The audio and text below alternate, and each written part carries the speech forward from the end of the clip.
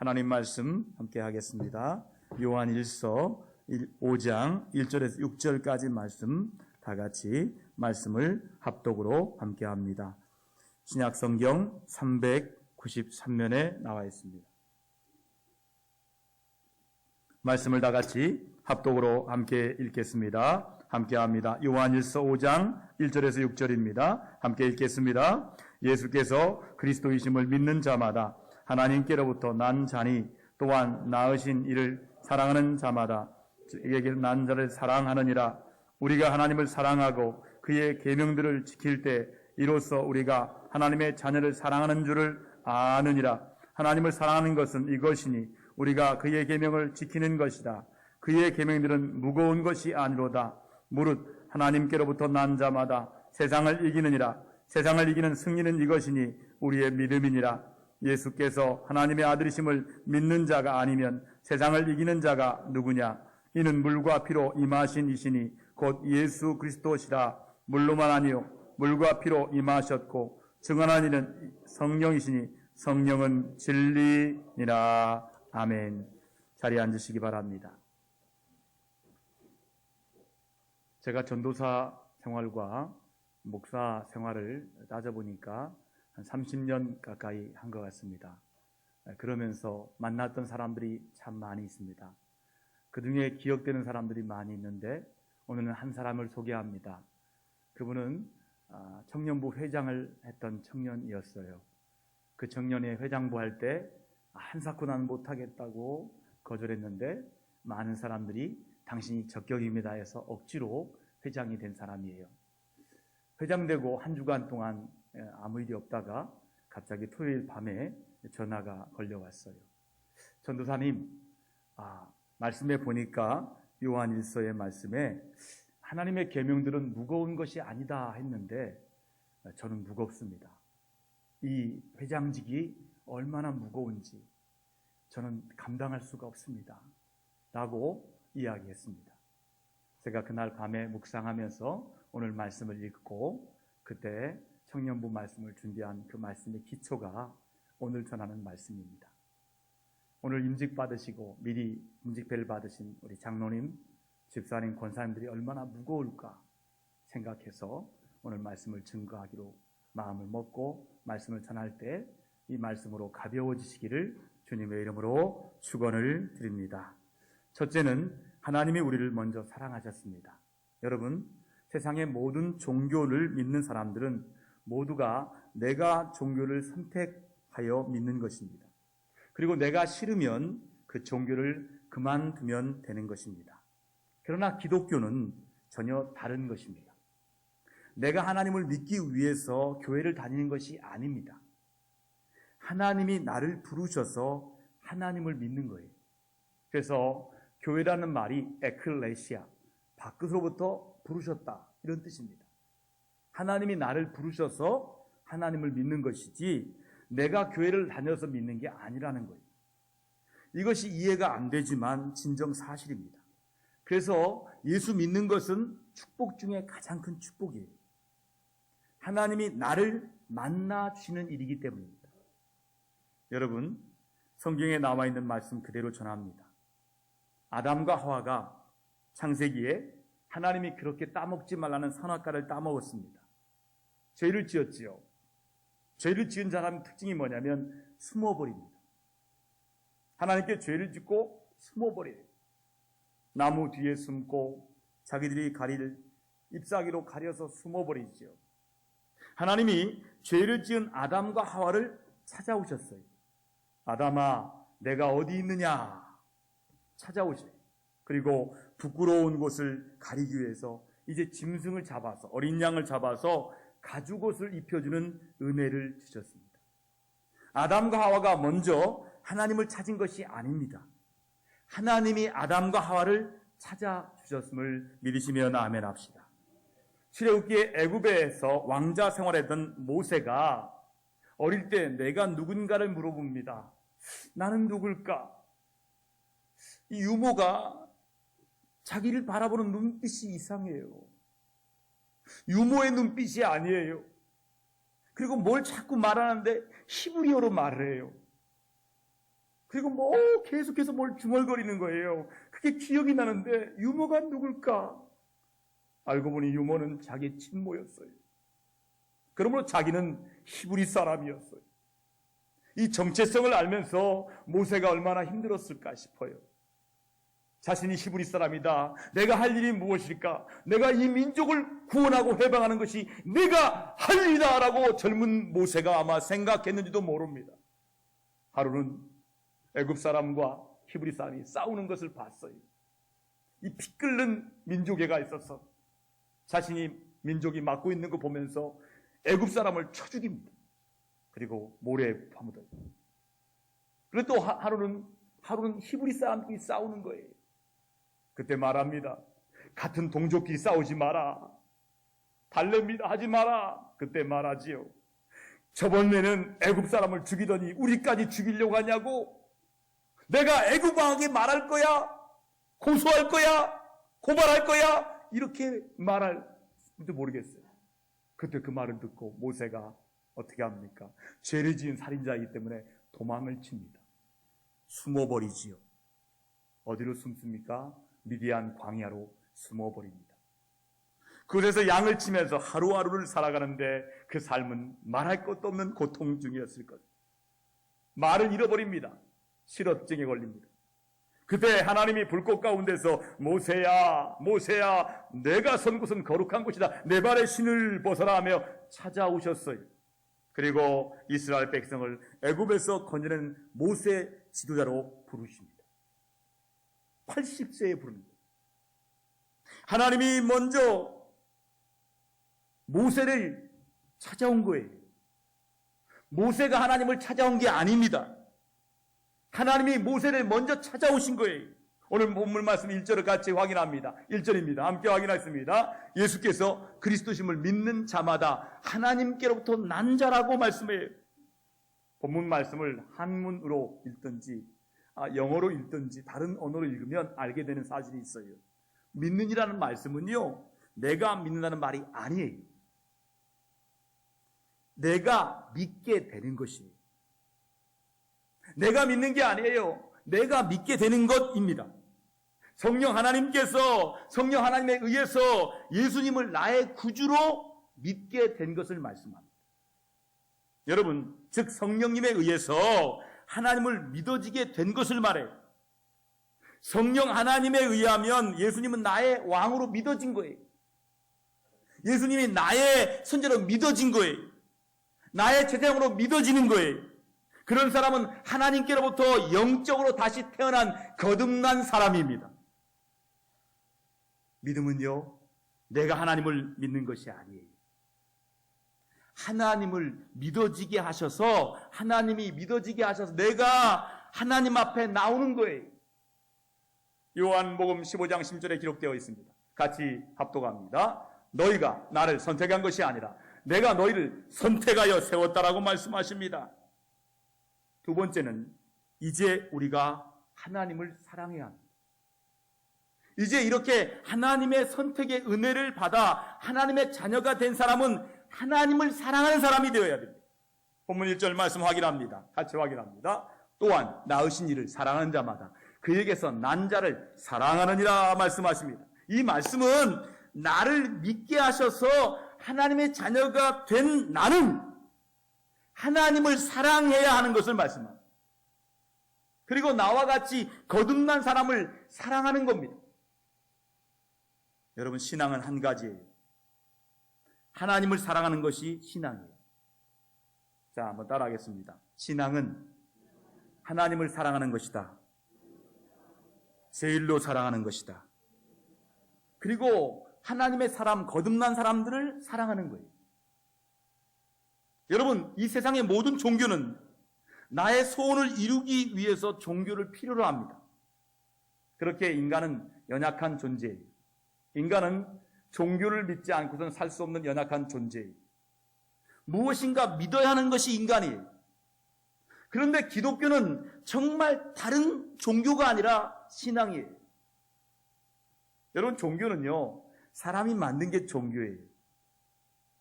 인간이 만든 게 종교예요. 인간이 만든 게 이단이에요. 그런데 기독교는 인간이 만든 게 아니에요. 하나님이 우리를 만든 거예요. 이게 종교가 아니죠.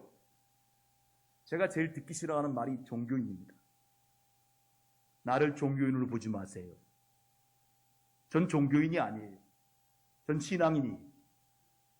여러분, 나를 십자가 보혈로 구원하신 하나님을 사랑하는 것이 신앙의 본질입니다. 그런데 우리가 신앙생활하면서 말은 하나님을 사랑한다고 말 잘합니다. 그러나 실제로는 내 사랑하는 가족, 사랑하는 것만큼도 하나님을 사랑하지 않는 것이 현실입니다. 그래서 정말 안타까운 신앙이에요.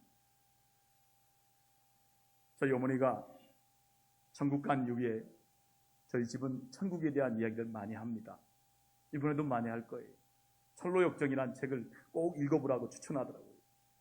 철로역정은 존 버넌이 하나님을 만난 이후에 그가 가족과 헤어집니다. 가족과 헤어지는 장면을 이렇게 표현합니다. 이 뼈에서 살을 떼는 고통이 있다는 거예요.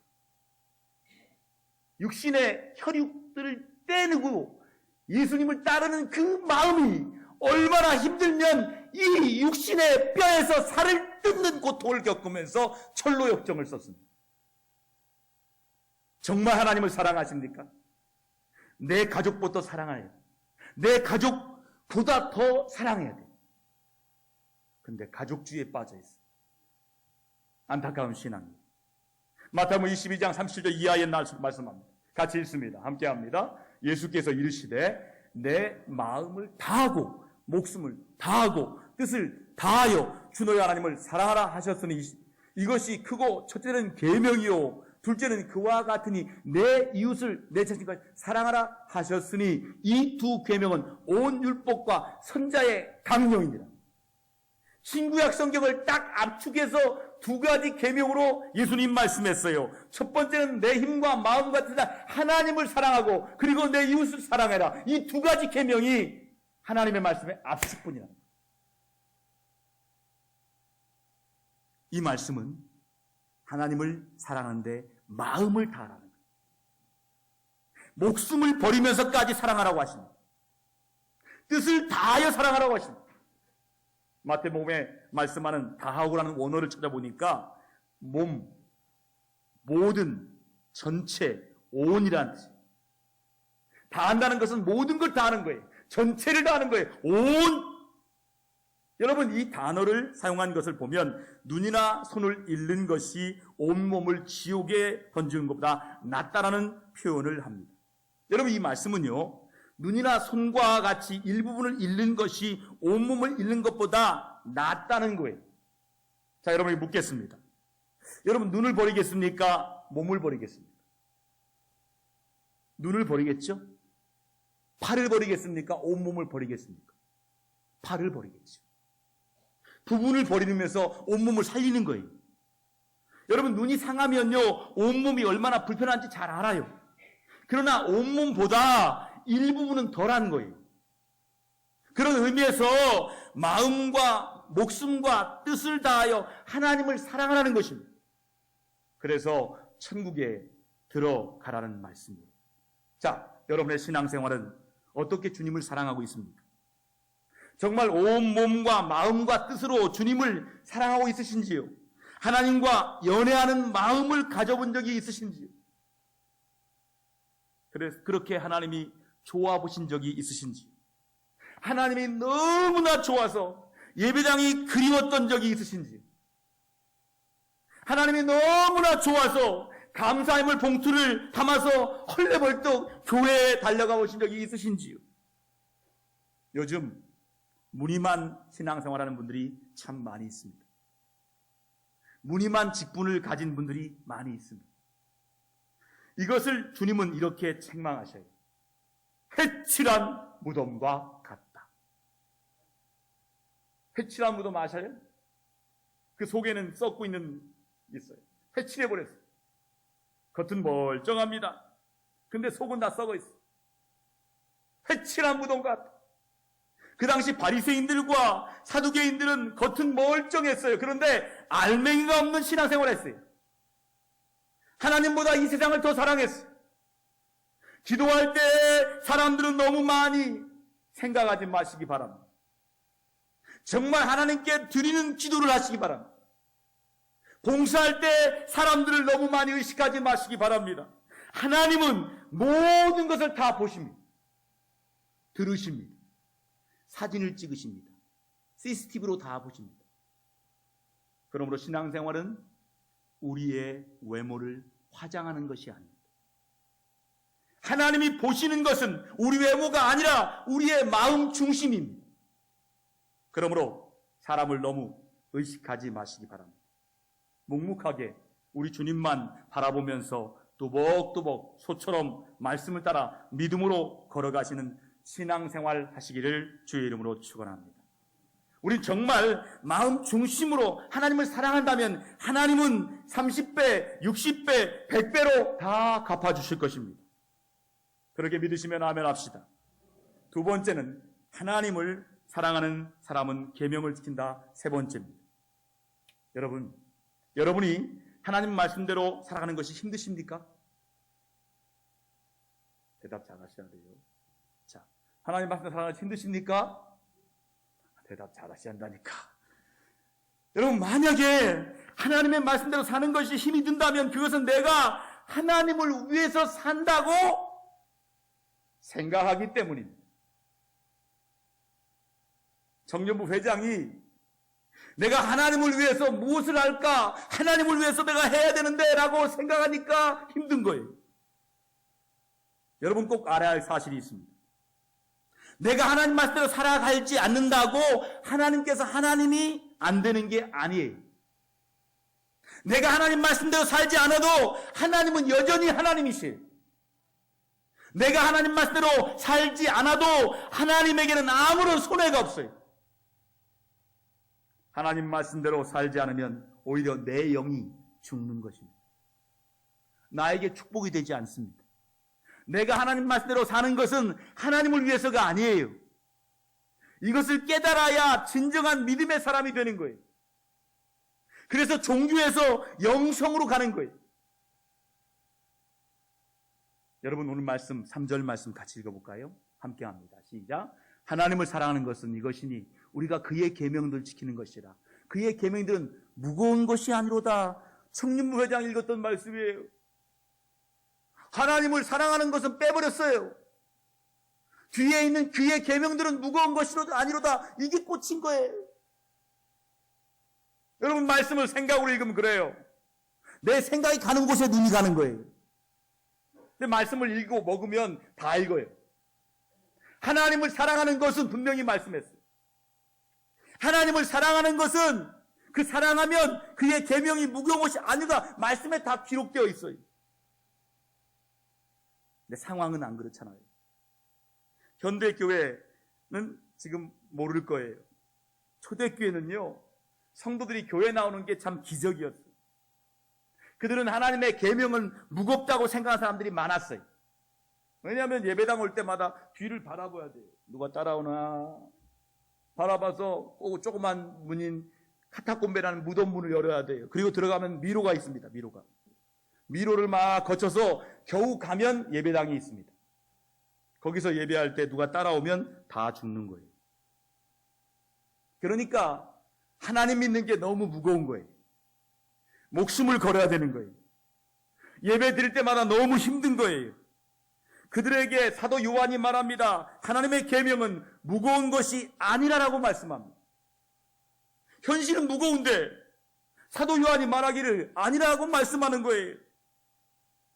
여러분 정말 중요한 것은 하나님을 사랑하는 마음이 있느냐 하는 거예요. 이번에 임직받는 분들에게 묻겠습니다. 정말 하나님을 사랑하는 마음이 있으세요? 여러분 하나님을 사랑하는 마음이 있으세요? 여러분 정말 하나님을 사랑한다면 계명을 지키는 것은 무거운 것이 아닙니다. 직분은 무거운 것이 아닙니다. 왜냐하면 사랑하는 사람의 말씀을 따르는 것은 즐거운 것입니다. 여러분 자식 키워봤죠? 자식 키울 때 사랑 때문에 돈이 들어가도 힘들지 않아요. 여러분 자식 키울 때 돈 많이 들어가는 거 아시잖아요. 대학까지 가르치면 2억 들어간대요. 애들 가르치는데 돈 많이 들어갑니다. 힘들지 않아요. 사랑하기 때문에. 사랑하기에 시간이 들어가도 가벼운 거예요. 사랑하기 때문에 즐거운 거예요.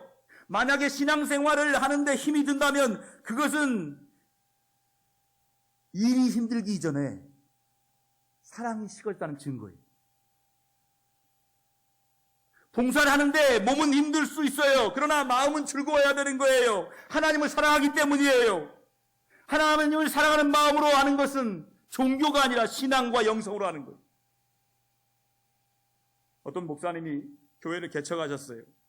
교회를 5번 지었어요. 얼마나 힘들었던지 말로 표현할 수가 없대요. 중간에 사모님이 돌아가셨어요. 수많은 돈을 빌려서 이리 막고 저리 막았어요. 그것이 얼마나 힘든 일인지 우리는 다 알 수 있어요. 모든 것이 힘들었어요. 그러나 힘든 중에도 마음은 즐거웠대. 왜냐하면 하나님 사랑해서 이 교회를 통하여 수많은 영혼들이 구원을 받는 것을 생각하니까 정말 기뻤대요. 힘든 고난보다 더 기쁨, 더 큰 기쁨이 있었기 때문에 오늘이 있다라고 간증하는 걸 들었어요. 종교인의 마음보다 신앙과 영성의 마음이 있었기 때문이에요. 여러분도 어렸을 때 한번 생각해 보세요. 먹을 것이 없었잖아요. 정말 힘들었어요. 보릿고개 아세요? 보릿고개 알면 사람들이 연세가 드신 분이에요. 60 정도 되신 분들은 아실 거예요. 보릿고개가 뭐예요? 보릿고개를 넘어가는데 보리가 익지 않았어요. 그런데 쌀이 다 떨어진 거예요. 보리가 나와야 되는데 보리가 나오기 전에 쌀이 없어요. 그런데 동네에 살고 있는 어느 분이 어렵게 살고 있는 자기 딸에게 딸을 불러요. 쌀을 그냥 준다고. 그 쌀이 귀할 때. 그럴 때 쌀을 가지고 가는 딸이 조금이라도 더 달라고 어머니에게 부탁하는 말이 있어요. 어머니 감사합니다. 한 대를 더 주시면 한 대만큼 무거운 것이 아닙니다. 한 대만큼 저는 더 가벼워지는 것입니다. 이 양식은 우리 자식의 생명이기 때문입니다. 어머니 더 주세요. 주시는 만큼 저는 가볍습니다. 라고 했답니다. 그 당시는요, 모두 쌀을 머리에 이고 다녔어요. 한 대를 자루에 담으면 그만큼 더 무거울 것입니다. 그러나 딸은 자식을 사랑하는 사람 때문에 더 가벼웠어요. 그 양식이 사랑하는 자녀들의 생명이기 때문입니다. 이처럼 하나님을 사랑하면 말씀대로 사는 것이 가벼운 것입니다. 하나님을 사랑하는 사람이 하나님께로 태어난 영적인 사람이에요. 그래서 말씀대로 사는 기쁨이 있는 사람이 진짜로 거듭난 영성의 사람입니다. 여러분이 정말 하나님을 말씀대로 사랑하는 힘이 드십니까? 다시 묻겠습니다. 말씀대로 사는 게 힘드십니까? 그러면 여러분의 신앙을 한번 점검해 봐야 돼요. 내가 종교인으로 신앙생활하고 있는 것은 아닌지를 돌아봐야 돼요. 그것은 알맹이가 없는 껍데기 신앙일지도 모릅니다. 하나님을 사랑하면 말씀에 철저한 순종이 있을 뿐이에요. 그때 종교에서 영성으로 깊어지는 거예요. 마지막 4번째입니다. 하나님께 난 사람은 이 세상을 이깁니다.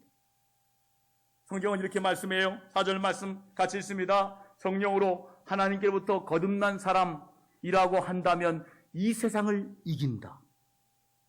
여러분, 신앙과 영성의 사람은 하나님을 사랑합니다.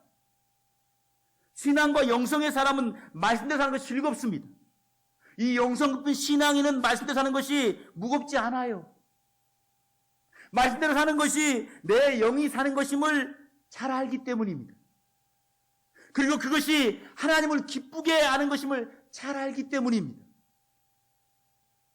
우리가 믿는 하나님은 전능하십니다. 믿으시면 아멘 하세요. 살아계십니다. 불가능이 없습니다. 하나님의 말씀대로 살면 모든 것에서 하나님이 다 책임져 주십니다. 승리하게 하십니다. 그러므로 우리는 어떤 경우에도 하나님의 말씀대로 살아가야 합니다. 말씀대로 사는 것이 나에게 축복이 되기 때문이에요. 그리고 말씀대로 살아갈 때 하나님을 기쁘시게 하기 때문입니다. 그 말씀대로 사는 것을 오늘 본문은 믿음이다 말합니다.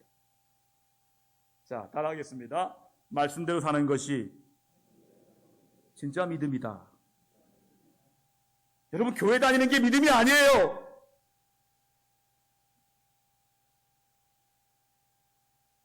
기도 많이 하는 것이 믿음이 아니라고요.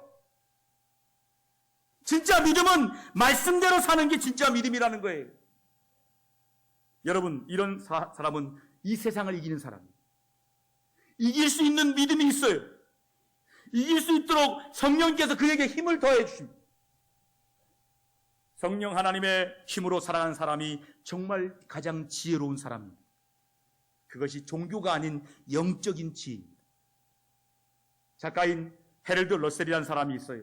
1941년 일본군의 진주만 공격에 감행된 후에 공수부대원으로 전투에 나갔다가 포탄에 맞아 두 팔을 다 잃어버려 장애자가 됩니다. 그는 참혹한 좌절에 빠져서 나는 아무 쓸모없는 고깃덩이에 지나지 않게 되었다는 사실에 밤마다 괴로워 잠을 못 잡니다. 그러다가 어느 날 성령님이 그를 찾아옵니다. 그리고 말씀하십니다. 러셀, 네? 러셀, 네? 누구세요? 러셀, 내가 너를 사랑한다. 내가 너를 사랑한다. 이게 울리는 거예요. 성령님의 음성으로 울리는 거예요. 사람은 보이지 않아요. 성령님의 음성이 내가 너를 사랑한다 강력하게 울립니다. 그때 그의 생각이 바뀝니다. 그래도 내가 잃은 것보다 가진 것이 더 많지 않은가. 믿음의 생각을 하게 되었어요. 긍정적인 생각을 하게 됐어요. 점차 마음을 가다듬기 시작합니다. 의족과 의술을 장착하여 글을 톡톡 치기 시작합니다. 타자를 치다가 하루 한 장씩 타자를 치는 수준에까지 이르게 됐습니다. 그 이후에 꾸준히 글을 쓴 결과 저 책, 내 생애 최고의 해라는 시나리오 작품을 한 권 내게 됩니다. 그 영화의 주인공까지 맡게 되어 대단한 흥행을 하게 됩니다. 이 일로 인하여서 그는 유명인사가 되었습니다. 많은 돈을 벌어서 자기와 같이 전쟁에 나가 장애자가 된 사람들을 돕게 되었어요. 어느 날 기자가 인터뷰를 합니다. 당신의 신체적 조건이 당신을 절망케 하지는 않으셨습니까? 물었어요. 그때 말합니다. 예수 믿고 난 이후에는 성령 받고 나는 아닙니다. 나의 육체적 장애는 나에게 도리어 큰 축복이 되었습니다. 여러분들도 언제나 잃어버린 것을 계산할 것이 아니라 남아있는 것을 생각하시기 바랍니다. 그리고 하나님께 감사하며 사시기 바랍니다. 하나님의 말씀대로 살면 하나님이 저처럼 도와주십니다. 하나님이 여러분에 있는 모든 것을 사용할 때 못할 것이 없을 걸 믿습니다. 여러분, 헤럴드 러셀은 장애가 문제였어요. 하지만 장애보다 더 큰 믿음을 가졌기에 더 이상 장애가 문제가 되지 않았습니다. 왜 그렇습니까? 세상의 문제보다 믿음이 더 컸기 때문이에요. 제가 묻겠습니다. 여러분 가정은 문제 없어요? 저희 가정 문제 있습니다. 우리 교회 문제 없어요?